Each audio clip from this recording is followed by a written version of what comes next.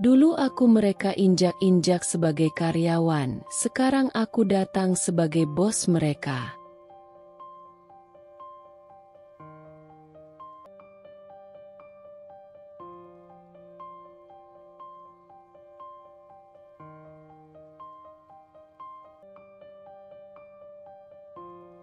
Aku bukan siapa-siapa ketika pertama kali menginjakan kaki di perusahaan ini. Seorang wanita muda penuh ambisi, berasal dari keluarga sederhana, bermimpi mengubah nasib. Aku datang dengan harapan, dengan keyakinan bahwa dunia kerja adalah tempat di mana mereka yang gigih akan diakui. Tapi ternyata, kenyataan tak seindah itu. Hari pertama, aku melangkah dengan percaya diri, menyapa setiap orang dengan senyum. Namun, mereka hanya melirik sekilas, lalu kembali sibuk dengan urusan masing-masing. Seiring waktu, aku mulai menyadari bahwa di sini, nama lebih berharga dari kerja keras. Relasi lebih penting dari kompetensi. Dan aku hanyalah seorang gadis yang harus berjuang lebih keras hanya untuk dianggap ada. Aku sudah menyelesaikan laporan ini, Pak. Ucapku penuh semangat, menyerahkan berkas yang sudah kususun dengan teliti. Bosku mengangkat alis sekilas, lalu menatapku datar. Oh, bagus. Taruh saja di meja. Aku berdiri di sana, menunggu setidaknya satu pujian kecil. Tapi tak ada. Bukan hanya dari bosku, tapi juga dari rekan-rekan kerja yang seolah tak melihat usahaku. Aku bekerja lembur, mengambil tugas-tugas yang bukan tanggung jawabku, berharap suatu hari seseorang akan berkata, "Kamu hebat." Tapi yang kudapat? Si anak baru. Selalu sok rajin, bisik seorang kolega di sudut ruangan. Hatiku mencelos. Aku ingin marah, ingin membela diri. Tapi aku tahu, membuktikan diri bukan dengan kata-kata, melainkan tindakan. Maka aku bertahan. Aku tetap datang lebih pagi dari yang lain, menyelesaikan pekerjaan dengan sempurna, dan menahan segala komentar miring yang mencoba meruntuhkan semangatku. Hingga suatu hari, ada proyek besar yang sedang dikerjakan tim kami. Aku melihat celah, kesempatan untuk membuktikan bahwa aku lebih dari sekadar pion. Aku mengambil inisiatif, menyusun strategi, dan memastikan semuanya berjalan lancar. Dan ketika akhirnya proyek itu sukses besar, aku pikir inilah saatnya, saat di mana aku akhirnya diakui. Namun, yang terjadi malah sebaliknya.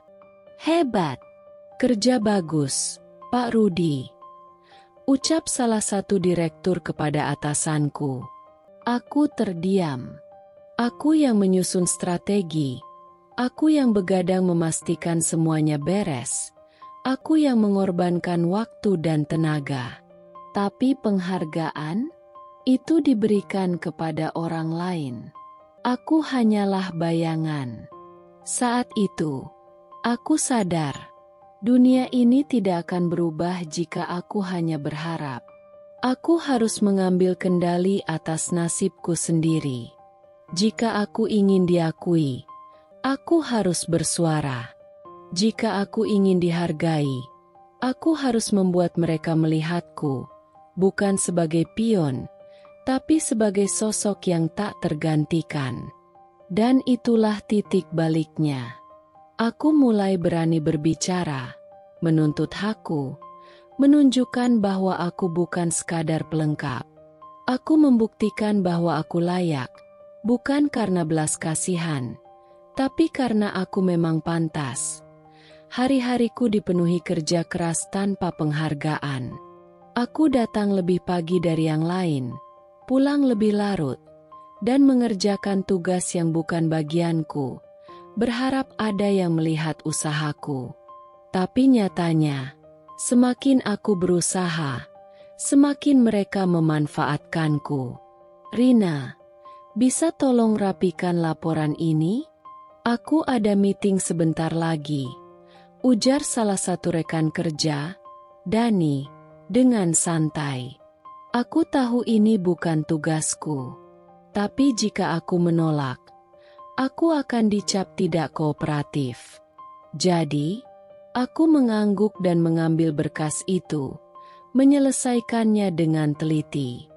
Namun, ketika laporan itu dipresentasikan ke atasan, namaku tak disebut sama sekali. Lalu ada Pak Arya, atasan langsungku. Ia memandangku bukan sebagai seorang profesional, tapi sebagai anak bawang yang bisa diperintah sesuka hati. Rina, buatkan aku kopi. Hitam, tanpa gula. Perintahnya suatu pagi, tanpa menoleh ke arahku. Aku menahan napas. Aku bukan asisten pribadi. Aku di sini untuk bekerja, untuk belajar. Tapi siapa aku untuk membantah? Jadi aku menuruti perintahnya, berusaha menahan rasa kesal yang menggumpal di dada. Lebih menyakitkan lagi adalah ketika aku menyampaikan ide dalam rapat. Aku sudah menyiapkan materi dengan matang, menganalisis setiap detailnya, berharap ini akan menjadi momen di mana aku bisa membuktikan diri. Saya punya usulan, kataku dengan percaya diri di sebuah pertemuan tim. Jika kita mengubah strategi pemasaran dengan pendekatan digital yang lebih agresif, kita bisa meningkatkan engagement dan menarik lebih banyak klien. Ruangan itu sunyi beberapa detik. Aku menunggu reaksi. Lalu, Pak Arya terkekeh kecil. Menarik, tapi kurang realistis, katanya. Lalu menggeser pandangan ke rekan yang lain. Ada yang punya ide lain. Aku terdiam. Dadaku sesak. Kenapa mereka tak memberi kesempatan? Kenapa mereka tak melihat potensiku? Beberapa hari kemudian, aku mendengar hal yang lebih menyakitkan. Dalam rapat lain, ide yang persis seperti yang kusampaikan, dengan kata-kata yang hampir sama, diajukan oleh rekan kerjaku, Pak Rudi. Kita harus fokus pada strategi digital yang lebih agresif, katanya. Dan kali ini, Pak Arya tersenyum puas. Bagus, Rudi. Ide yang cerdas. Aku nyaris tak percaya. Itu idenya? Itu miliknya? Itu milikku. Aku ingin berdiri, ingin berteriak, ingin mengatakan yang sebenarnya. Tapi aku hanya bisa menggenggam jemariku erat-erat di bawah meja, menahan amarah dan kekecewaan. Saat itulah aku sadar, di dunia ini, kerja keras saja tidak cukup. Jika aku ingin dihargai, aku harus berani melawan di tengah kerasnya dunia kerja. Aku masih punya satu tempat untuk bernafas, Liana.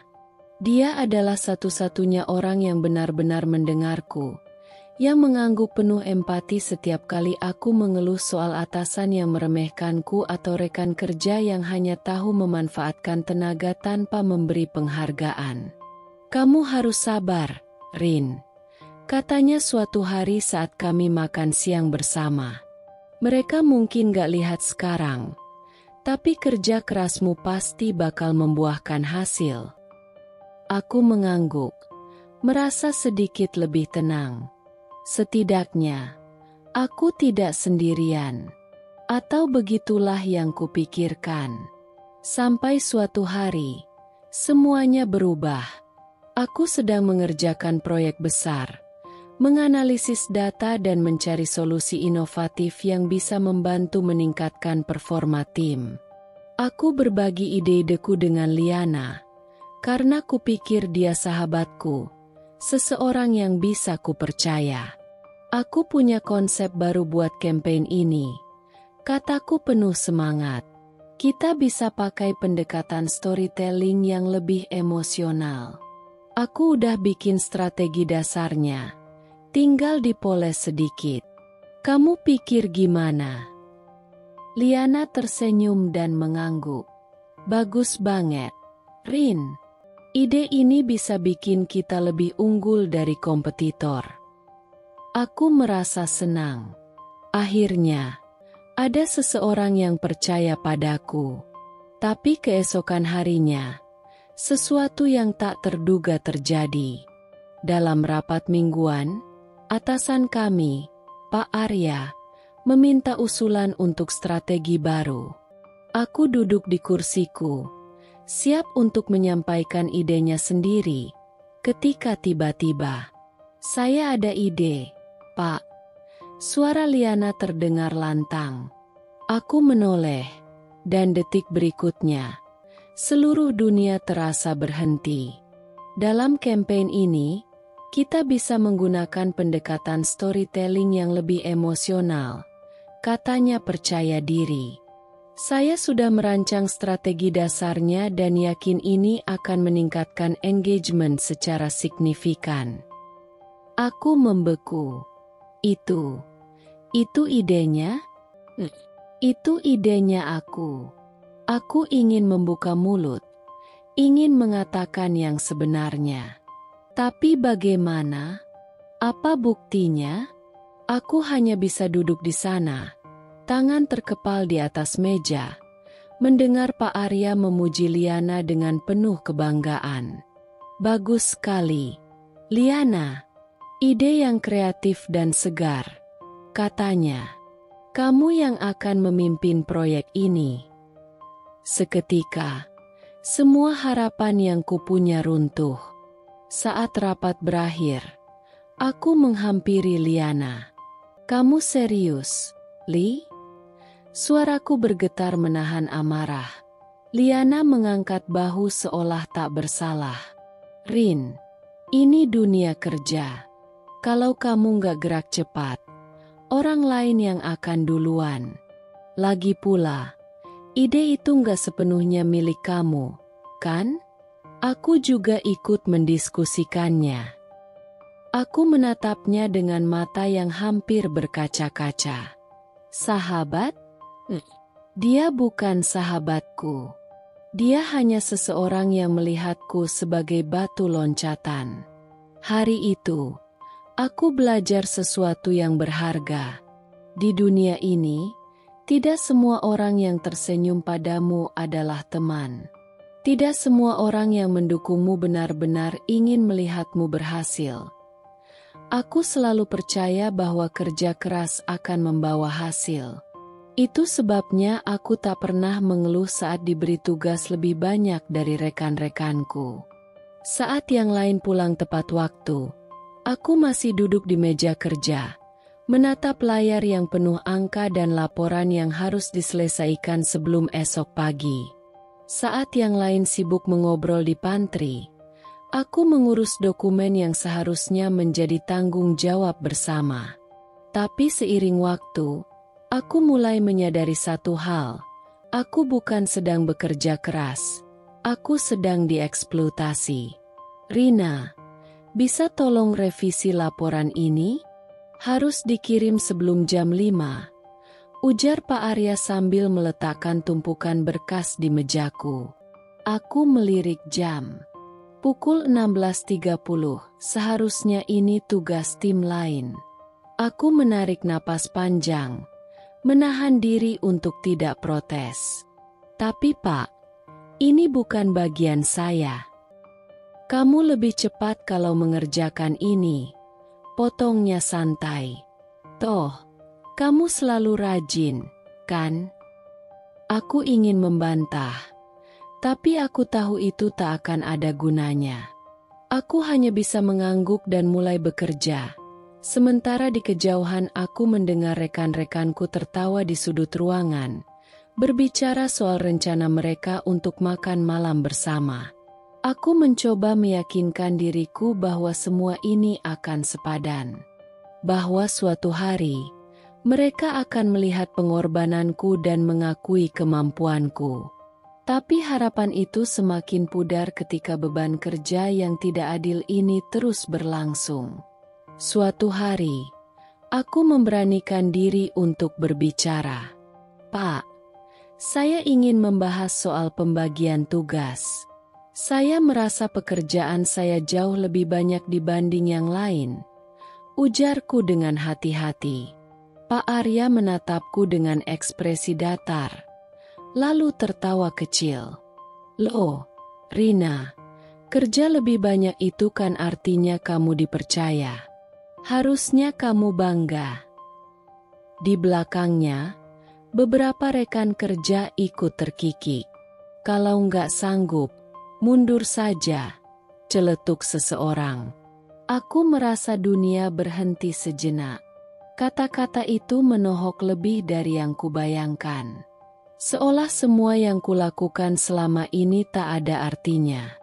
Aku ingin berteriak, ingin membela diri, ingin mengatakan bahwa aku juga manusia, bukan mesin yang bisa terus bekerja tanpa henti. Tapi aku menahannya. Bukan karena aku takut, bukan karena aku lemah, tapi karena aku tahu, membuktikan diri bukan dengan kata-kata, melainkan dengan tindakan. Jika mereka menganggapku tidak pantas berada di sini, aku akan menunjukkan bahwa aku bukan hanya pantas, aku lebih dari itu. Hari itu, aku berjanji pada diriku sendiri, aku tidak akan lagi membiarkan diriku diinjak. Semakin aku bekerja keras, semakin aku membuktikan kemampuanku, semakin aku merasa ada sesuatu yang berubah di kantor ini. Rekan-rekan yang dulu hanya meremehkan kini mulai menjaga jarak. Bisikan-bisikan halus selalu terdengar saat aku melewati mereka. Tatapan mereka yang dulunya sekadar acuh kini berubah menjadi curiga. Aku tidak mengerti apa yang terjadi, sampai aku mendengar sendiri sumbernya. "Pak Arya, Rina itu terlalu ambisius," katanya dalam sebuah pertemuan kecil yang tak kusangka bisa kudengar. "Dia hanya bekerja untuk kepentingannya sendiri. Hati-hati, jangan terlalu percaya padanya." Aku berdiri terpaku di luar ruangan. Jantungku berdetak kencang. Itu fitnah. Aku tidak pernah berpikir untuk menjatuhkan siapapun. Aku hanya ingin diakui atas kerja kerasku. Tapi Pak Arya berpikir lain. Ia mulai melihatku sebagai ancaman. Aku tahu, aku bekerja lebih baik darinya. Aku tahu, jika suatu hari manajemen melihat potensiku, mereka akan menyadari bahwa aku bisa menggantikannya. Dan itu yang ia takutkan. Maka ia mulai menyerang dari cara yang paling licik, menghancurkan reputasiku. Tiba-tiba, setiap kesalahan kecil yang kulakukan dibesar-besarkan. "Rina, laporan kemarin ada yang kurang 1 angka. Hati-hati, kalau begini terus, manajemen bisa berpikir kamu tidak layak," katanya dengan nada tenang tapi tajam. Tiba-tiba, tugas-tugasku yang dulu diberikan karena aku dipercaya, justru digunakan untuk menjatuhkanku. "Kenapa proyek ini tidak berjalan mulus? Bukankah kamu yang menangani? Atau mungkin kamu terlalu sibuk dengan ambisimu sendiri?" Dan yang lebih parah, fitnahnya mulai meracuni rekan-rekan kerjaku. Aku mendekati Liana, mencoba mencari jawaban. "Li, kenapa semua orang tiba-tiba menjauhiku?" Dia hanya menghela napas, menghindari tatapanku. Pak Arya bilang, "Kamu cuma peduli sama diri sendiri." Aku nggak tahu harus percaya siapa, Rin. Dunia seakan runtuh di sekelilingku. Aku yang bekerja tanpa lelah. Aku yang berusaha untuk tetap bertahan di lingkungan yang keras ini. Aku yang selama ini menahan semua perlakuan tidak adil, sekarang justru dicap sebagai orang yang tidak loyal? Aku bisa merasakan posisiku semakin terjepit. Jika aku melawan, aku bisa kalah. Jika aku diam, aku akan semakin diinjak. Tapi aku bukan lagi Rina yang bisa mereka permainkan sesuka hati. Jika mereka ingin menyingkirkanku dengan fitnah, maka aku akan membuktikan sesuatu. Aku akan menang, bukan dengan cara mereka, tapi dengan caraku sendiri. Hari itu datang lebih cepat dari yang kuduga. Aku dipanggil ke ruang HRD dengan wajah penuh tanda tanya. Aku tak merasa melakukan kesalahan besar. Tak ada peringatan sebelumnya. Tak ada tanda-tanda bahwa sesuatu yang buruk akan terjadi. Tapi begitu aku melihat ekspresi dingin di wajah manajer HRD, firasat buruk itu muncul. "Silakan duduk, Rina," katanya. Suaranya datar tanpa emosi. Aku duduk, menahan napas, menunggu mereka berbicara. "Kami harus menyampaikan bahwa perusahaan memutuskan untuk mengakhiri kontrak kerja Anda, efektif mulai hari ini." Kata-kata itu menghantamku lebih keras daripada pukulan fisik manapun. Aku mengedip beberapa kali, mencoba mencerna apa yang baru saja kudengar. "Apa maksudnya, Pak?" Suaraku hampir berbisik. "Saya dipecat." Manajer itu menatapku tanpa ekspresi.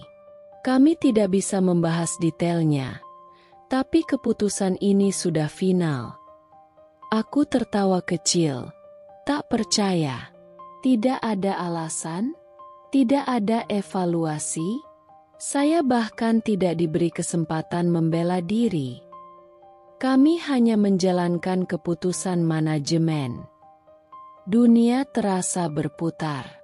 Semua kerja kerasku, semua pengorbananku, semua waktu yang kuluangkan untuk perusahaan ini, semuanya tidak berarti. Aku diusir seperti sampah yang tak berguna. Aku keluar dari ruangan itu dengan langkah gemetar. Meja kerjaku sudah kosong. Beberapa dokumen pribadiku sudah dikemas dalam kotak. Seolah mereka sudah menyiapkan ini sejak lama. Aku menoleh ke arah rekan-rekan kerjaku, berharap ada seseorang yang akan membelaku, atau setidaknya menunjukkan sedikit belas kasihan. Tapi mereka hanya diam. Tak ada satupun yang bersuara. Tak ada yang bertanya kenapa. Tak ada yang mengucapkan selamat tinggal. Mereka hanya menatapku sekilas, lalu kembali bekerja seolah aku tak pernah ada. Hatiku hancur. Saat aku berjalan keluar dari gedung itu untuk terakhir kalinya, aku menatap ke langit. Mungkin ini akhirnya. Mungkin aku kalah.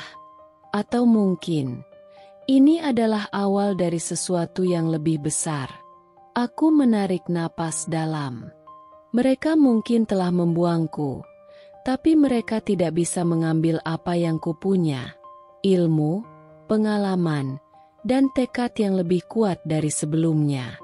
Jika dunia ini ingin menjatuhkanku, aku akan bangkit lebih tinggi. Jika mereka pikir ini akhir bagiku, mereka salah besar. Aku pulang dengan langkah berat. Dunia di sekitarku terasa asing, seolah aku baru saja keluar dari mimpi buruk yang terlalu nyata.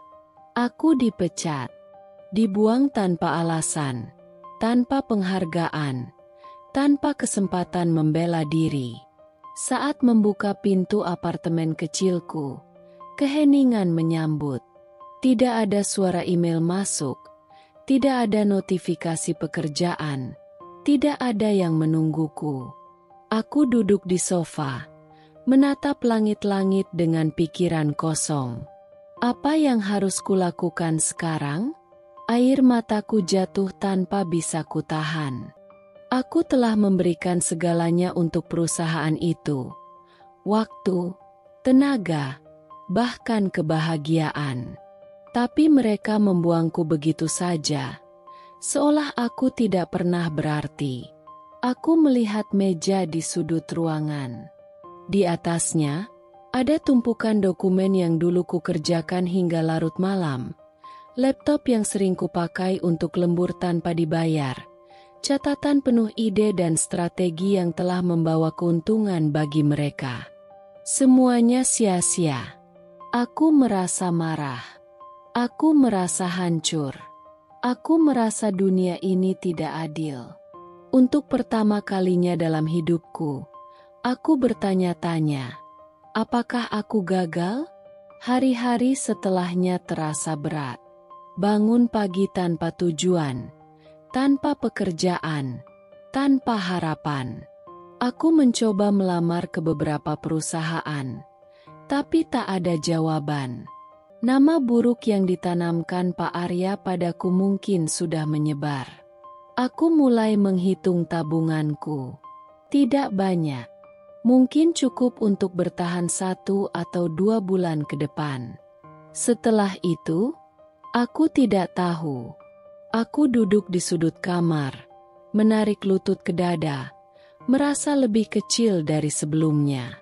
Tapi di tengah keputusasaan itu, aku mulai berpikir, aku bisa terus meratapi nasib, menyalahkan keadaan, membiarkan dunia menang. Atau, aku bisa bangkit. Aku menghapus air mataku. Aku memejamkan mata dan menarik napas dalam-dalam. Aku bekerja bukan untuk mereka.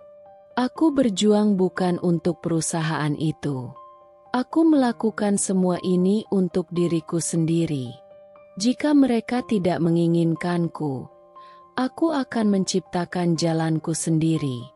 Jika mereka tidak memberiku kesempatan, aku akan menciptakan peluangku sendiri. Aku bangkit dari lantai, masih dengan luka, masih dengan hati yang hancur. Tapi kali ini, aku punya sesuatu yang lebih kuat dari sebelumnya. Tekad. Mereka pikir mereka telah menghancurkanku. Mereka salah besar. Aku memulainya dengan apa yang tersisa. Tabungan yang hampir habis. Pengalaman yang kusematkan dalam ingatan. Dan tekad yang kini lebih besar dari rasa takutku. Dunia mungkin telah menutup satu pintu di hadapanku. Tapi aku memilih untuk membangun pintuku sendiri. Aku duduk di meja kecil di apartemenku. Laptop terbuka. Catatan berserakan di sekelilingku. Aku mulai mencari peluang. Menggali apa yang bisa kulakukan. Jika perusahaan lama bisa sukses dengan strategi yang kubantu bangun, kenapa aku tidak bisa melakukan hal yang sama? Aku tahu pasar. Aku tahu bagaimana industri ini bekerja. Aku punya pengalaman, ide, dan keahlian. Yang kubutuhkan sekarang adalah keberanian untuk melangkah. Maka aku mulai dari nol. Aku meneliti pasar setiap hari, membaca tren terbaru, menganalisis apa yang bisa kutawarkan. Aku menulis proposal bisnis, mendesain strategi pemasaran, dan menyusun rencana keuangan. Tidak ada tim, tidak ada kantor mewah, hanya aku dan impianku. Hari-hari berlalu dengan cepat. Aku tidur larut malam dan bangun lebih pagi dari biasanya. Aku bertemu orang-orang baru, menghadiri seminar bisnis gratis, mencari peluang dimanapun aku bisa. Saat tabunganku hampir habis, aku sadar bahwa aku harus bergerak lebih cepat. Aku mulai menawarkan jasaku sebagai konsultan independen. Awalnya sulit, tak ada yang mengenalku, tak ada yang percaya pada kemampuanku. Tapi aku menolak menyerah. Aku mendekati klien pertama, sebuah bisnis kecil yang sedang berjuang untuk berkembang. Aku menawarkan strategi yang kupelajari selama bertahun-tahun. Kami tidak punya anggaran besar, kata pemiliknya ragu. Aku tersenyum. Saya tidak butuh banyak. Beri saya kesempatan. Jika strategi saya berhasil, kita bisa bicara lebih lanjut. Aku bekerja keras untuk mereka, memberikan lebih dari yang mereka harapkan. Dan perlahan, hasilnya mulai terlihat. Bisnis mereka tumbuh, keuntungan mereka meningkat, dan nama mereka mulai dikenal. Dari satu klien, aku mendapatkan rekomendasi ke klien berikutnya. Bisnisku mulai berjalan. Aku tidak lagi menjadi pion dalam permainan orang lain. Aku yang memegang kendali atas hidupku sendiri. Mungkin aku masih jauh dari kesuksesan besar. Mungkin jalanku masih panjang dan penuh rintangan. Tapi satu hal yang kupastikan, aku tidak akan pernah lagi membiarkan orang lain menentukan nilainya aku. Mereka pikir mereka sudah menghapus namaku dari dunia ini. Bisnisku mulai berkembang. Dari hanya bekerja sendirian, aku mulai membangun tim kecil. Aku belajar banyak dari pengalaman pahit di perusahaan lama. Aku tak akan lagi membiarkan diriku diperalat atau diremehkan. Kali ini, aku lebih berhati-hati dalam memilih orang yang bekerja denganku. Tapi pengkhianatan selalu datang dari arah yang tak terduga. Dia adalah seseorang yang selama ini kupercaya, rekan bisnisku, seseorang yang kuberikan kesempatan untuk tumbuh bersamaku. Dia datang dengan visi yang sama, dengan semangat yang terlihat tulus. Kami membangun bisnis ini bersama, menghadapi tantangan dari nol. Aku pikir kali ini aku tak sendirian. Tapi aku salah. Suatu hari, aku menyadari ada sesuatu yang janggal. Klien potensial yang hampir sepakat bekerja sama denganku tiba-tiba membatalkan kontrak. Produk yang sedang aku kembangkan tiba-tiba muncul di pasaran, dengan nama berbeda, tapi konsep yang persis sama. Aku mencari tahu, dan kebenaran yang kutemukan membuat darahku mendidih. Rekan bisnisku telah mencuri ide dan strategi yang kubangun dari nol. Bukan hanya itu, dia juga berusaha menjatuhkanku. Dia menyebarkan kebohongan di industri ini, mengatakan bahwa aku tak profesional, bahwa aku hanya beruntung, bahwa bisnis yang kubangun tak akan bertahan lama. Aku merasa deja vu. Ini seperti saat Pak Arya menjatuhkanku di perusahaan lama. Tapi kali ini, aku bukan lagi Rina yang lemah. Aku tidak akan diam saja. Aku bisa saja menyerah. Aku bisa saja membiarkan ini menjadi akhir lagi bagiku. Tapi aku sudah belajar dari kesalahanku. Aku mengumpulkan semua bukti, dokumen, email, pesan, semuanya. Aku berkonsultasi dengan pengacara, berbicara dengan klien yang masih percaya padaku, dan membangun ulang bisnis yang hampir dirusak olehnya. Dan aku melawan. Aku membawa kasus ini ke jalur hukum, memperjuangkan hakku. Aku juga bergerak cepat, memperbaiki reputasiku, menunjukkan kepada dunia siapa yang sebenarnya memiliki ide dan siapa yang hanya meniru. Dan aku menang. Bisnisnya hancur sebelum sempat berkembang. Klien yang sempat percaya padanya kembali padaku, karena mereka tahu siapa yang sebenarnya bekerja keras, siapa yang benar-benar kompeten. Sementara dia lenyap begitu saja. Dari situ, aku semakin kuat. Aku belajar bahwa dunia bisnis tak hanya soal strategi dan kerja keras, tapi juga tentang siapa yang bisa bertahan saat dihantam badai. Mereka boleh mencoba menjatuhkanku, tapi aku tidak akan pernah jatuh lagi setelah semua badai yang kulewati, dari diremehkan, dikhianati, hingga hampir kehilangan segalanya. Aku kini berdiri di tempat yang tak pernah kubayangkan sebelumnya. Bisnisku berkembang pesat. Aku mulai menarik perhatian investor besar. Mereka melihat sesuatu dalam bisnis yang kubangun, sesuatu yang mungkin dulu tak pernah kulihat dalam diriku sendiri, potensi untuk menjadi lebih besar. Dulu, aku hanya seorang wanita muda yang berjuang sendirian. Tapi sekarang, aku tidak lagi sendiri. Aku membangun tim, bukan hanya sekadar karyawan, tapi orang-orang yang percaya pada visiku. Mereka bukan sekadar pekerja. Mereka adalah bagian dari perjalanan ini. Aku tidak mau mengulang kesalahan perusahaan lamaku. Aku tidak ingin ada lagi orang yang diperlakukan seperti aku dulu. Diremehkan, diperalat, dan diabaikan. Aku ingin menciptakan lingkungan kerja yang berbeda, di mana kerja keras dihargai, di mana setiap orang merasa menjadi bagian dari sesuatu yang lebih besar. Dan mungkin itulah yang membuat bisnis ini melesat lebih cepat dari yang kuduga. Investor mulai datang. Mereka melihat pertumbuhan kami, melihat bagaimana strategi yang kubangun berhasil, melihat bagaimana aku mengubah rasa sakit dan pengkhianatan menjadi kesuksesan. Suatu hari, aku duduk di ruang pertemuan bersama salah satu investor besar. Seorang pria parubaya dengan pengalaman puluhan tahun di industri ini menatapku dengan senyum kecil. "Kisahmu luar biasa, Rina," katanya. "Tapi yang lebih luar biasa adalah bagaimana kau bangkit setiap kali jatuh." Aku tersenyum.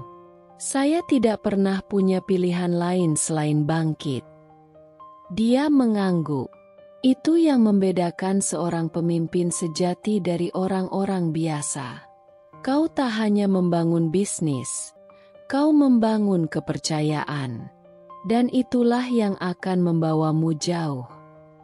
Aku keluar dari pertemuan itu dengan perasaan yang sulit diungkapkan. Dulu, aku adalah seseorang yang dipandang sebelah mata. Kini, aku adalah seseorang yang diperhitungkan. Tapi aku tahu, perjalanan ini belum selesai. Aku masih punya banyak yang harus dicapai. Masih ada lebih banyak tantangan di depan.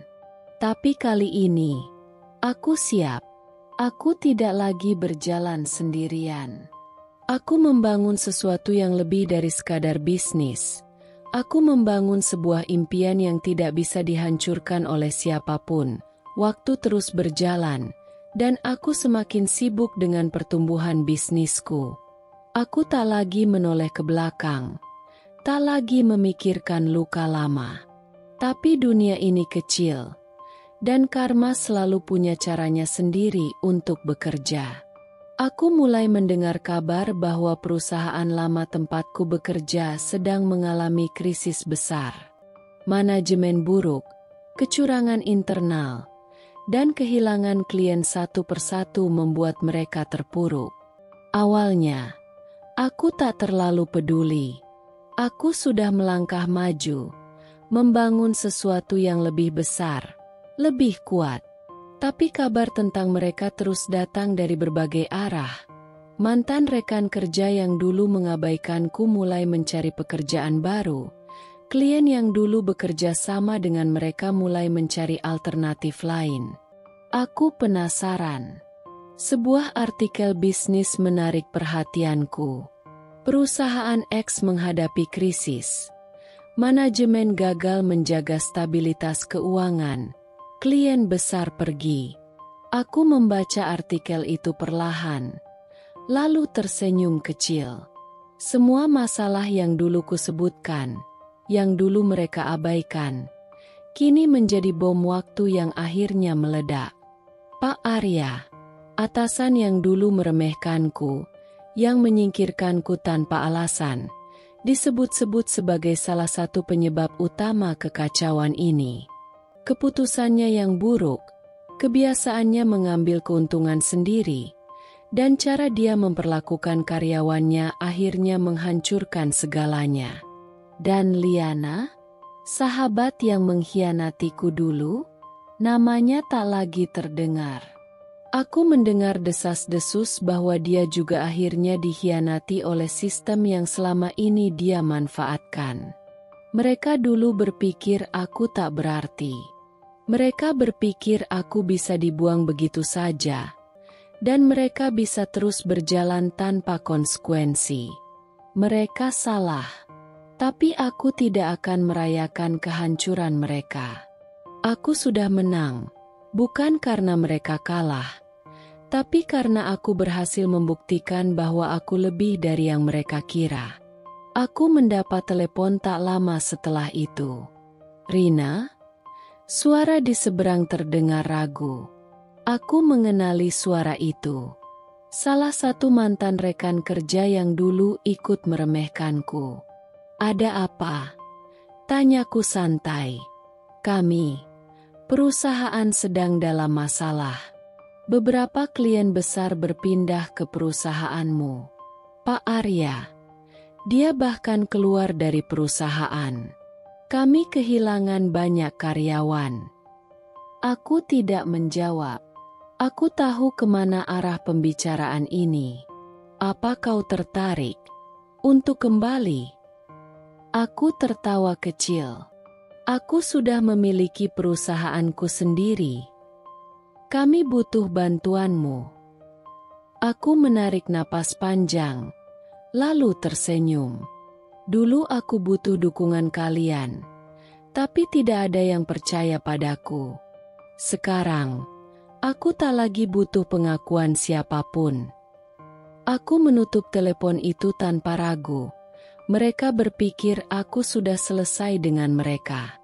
Mereka berpikir aku akan melanjutkan hidup tanpa menoleh ke belakang.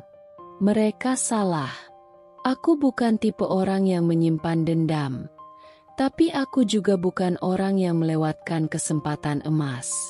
Saat saham perusahaan lama itu anjlok, aku melihat sesuatu yang mereka sendiri mungkin belum sadari. Ini bukan sekadar kejatuhan, ini adalah peluang.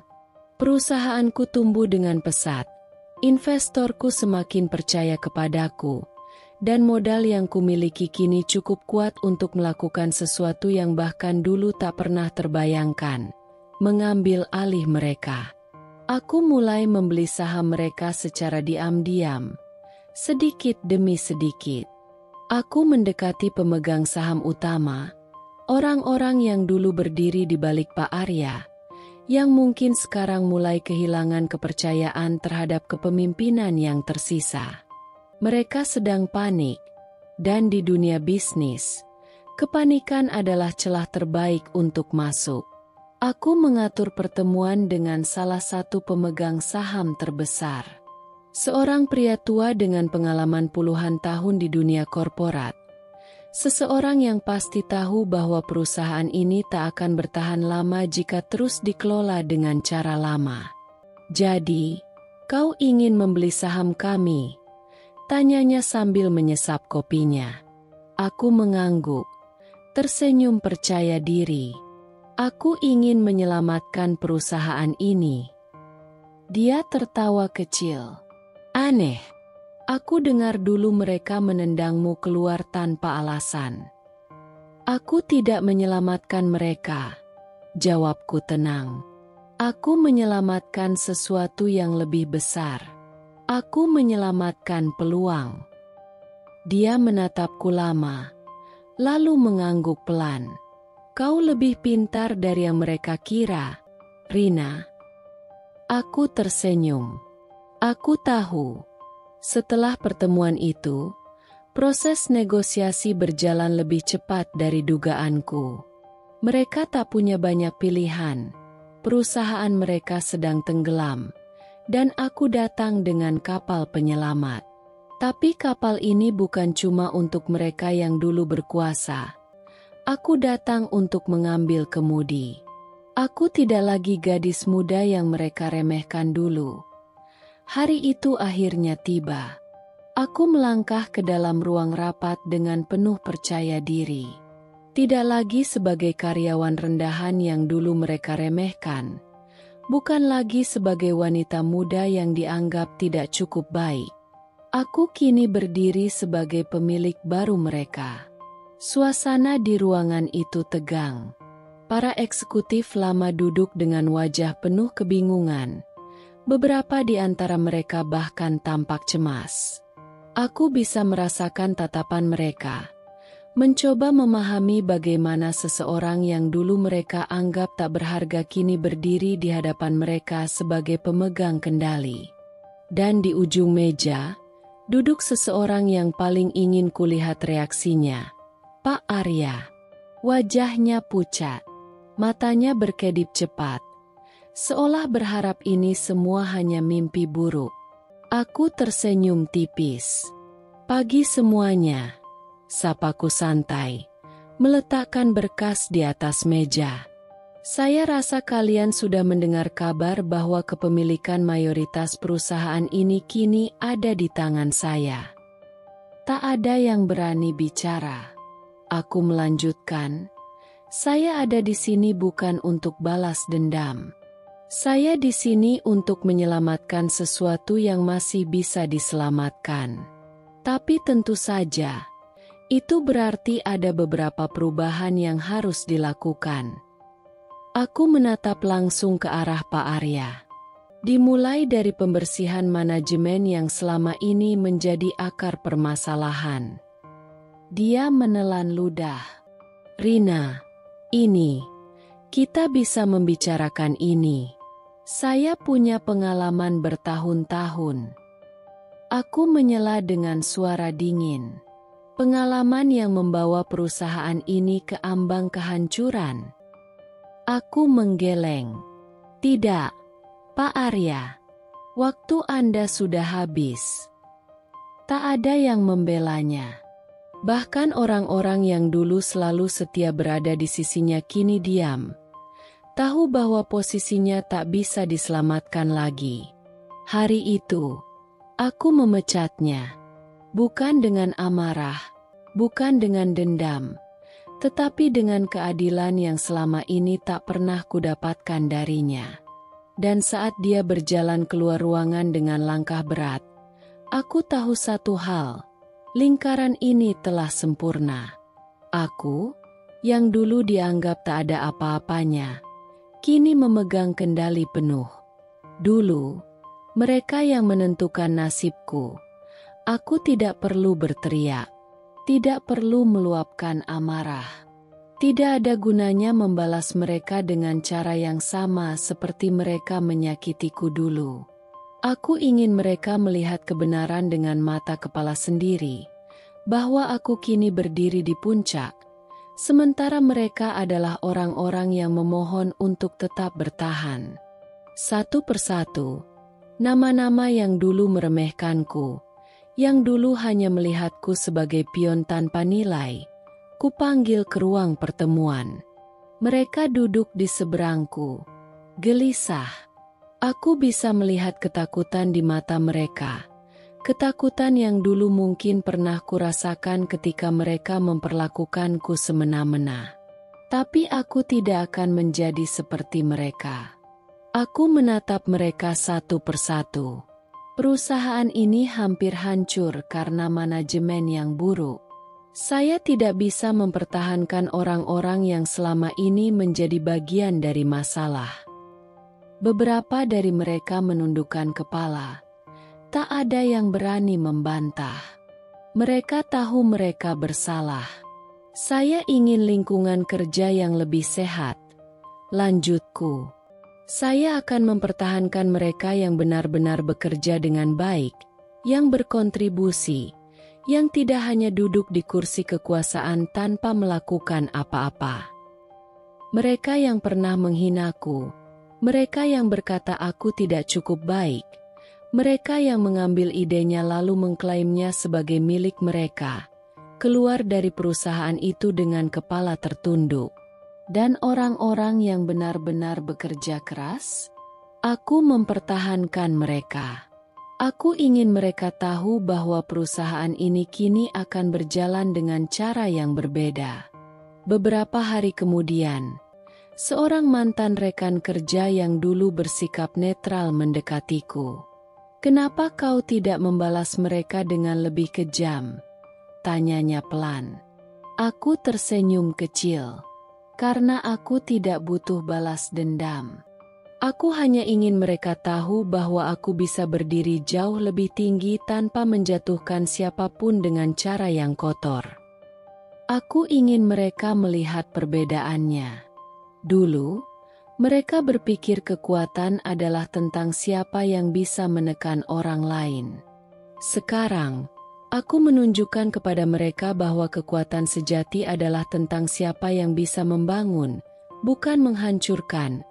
Orang-orang yang dulu menginjakku, yang dulu memandangku sebelah mata, kini berdiri di hadapanku dengan ekspresi berbeda, bukan lagi penuh keangkuhan, tetapi dengan rasa malu dan ketidakberdayaan Liana. Dulu, dia adalah seseorang yang kupanggil sahabat, seseorang yang kutitipi kepercayaan, hanya untuk menusukku dari belakang. Kini, dia berdiri di hadapanku dengan wajah penuh penyesalan. "Rina." Suaranya lirih, penuh harapan. "Aku butuh pekerjaan. Aku tahu aku salah. Aku mengkhianatimu. Aku menyesal. Tapi aku butuh kesempatan kedua." Aku menatapnya. Diam. Tak lama setelahnya, seseorang lagi datang. Pak Arya. Dia, yang dulu menganggapku tidak lebih dari pion, yang menyebarkan fitnah tentangku, yang memecatku tanpa alasan. Kini dia duduk di seberang mejaku, dengan senyum yang dipaksakan.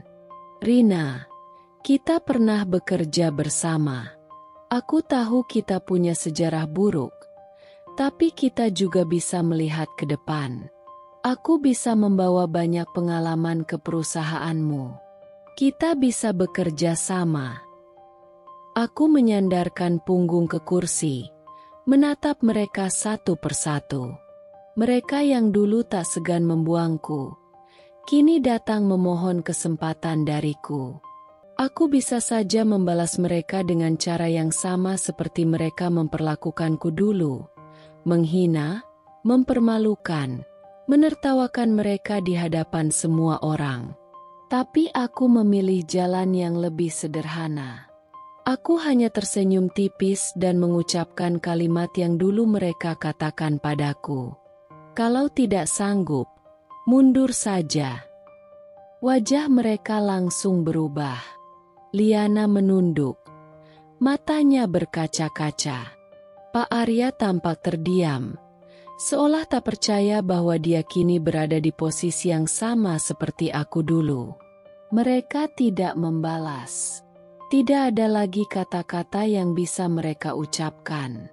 Dan saat mereka berjalan keluar dari kantorku, aku tidak merasa euforia, tidak merasa puas karena telah membalas mereka. Aku hanya merasa lega. Lega karena aku tak lagi hidup di bawah bayang-bayang mereka. Aku berdiri di depan gedung megah yang kini menjadi milikku. Dulu, aku melangkah ke tempat ini sebagai seorang karyawan biasa, seorang gadis muda dengan ambisi besar, tapi tanpa kekuatan untuk mewujudkannya. Hari ini, aku kembali sebagai pemiliknya. Udara sore terasa lebih segar dari biasanya. Angin seolah berbisik kepadaku, mengingatkan betapa panjang dan sulit perjalanan yang telah kulalui. Aku menatap logo besar perusahaan ini, yang dulu pernah menjadi simbol ketidakadilan bagiku. Kini, itu adalah simbol kemenangan. Bukan hanya kemenangan atas orang-orang yang meremehkanku. Lebih dari itu, ini adalah kemenangan atas diriku sendiri. Aku telah melewati hari-hari terberat. Aku telah merasakan sakitnya dikhianati, diremehkan, Diperlakukan seolah-olah aku bukan siapa-siapa. Aku jatuh ke titik terendah, kehilangan segalanya, dan hampir menyerah. Tapi aku tidak berhenti. Aku bangkit. Aku membangun sesuatu yang lebih besar dari sekadar impian. Aku membangun kenyataan. Kini, tidak ada lagi yang bisa meragukan kemampuanku. Tidak ada lagi yang bisa menertawakanku. Tidak ada lagi yang bisa menyingkirkanku begitu saja. Aku tersenyum kecil, mengingat semua luka yang dulu terasa begitu menyakitkan. Kini, luka-luka itu telah sembuh, dan yang tersisa hanyalah pelajaran berharga. Seorang asistennya mendekat dengan penuh hormat. "Bu Rina, rapat direksi akan segera dimulai." Aku mengangguk, lalu melangkah masuk. Kali ini, aku tidak datang sebagai pion. Aku memulai perjalanan ini sebagai seseorang yang dianggap tidak berharga. Aku pernah diremehkan. Aku pernah diperalat. Aku pernah dijatuhkan hingga ke titik terendah. Tapi lihat aku sekarang. Aku berdiri di puncak, sebagai pemilik dari perusahaan yang dulu mengusirku tanpa belas kasihan. Aku tidak hanya mendapatkan kembali harga diriku, aku membuktikan bahwa aku lebih kuat dari yang mereka kira. Ini bukan tentang balas dendam. Ini tentang menunjukkan bahwa tidak ada yang bisa menghancurkanku. Aku adalah bukti bahwa kerja keras, keteguhan, dan keyakinan bisa mengalahkan segala ketidakadilan. Bahwa seseorang yang diremehkan hari ini bisa menjadi pemimpin esok hari. Aku bukan lagi wanita lemah yang bisa mereka buang begitu saja. Aku adalah seorang pemenang.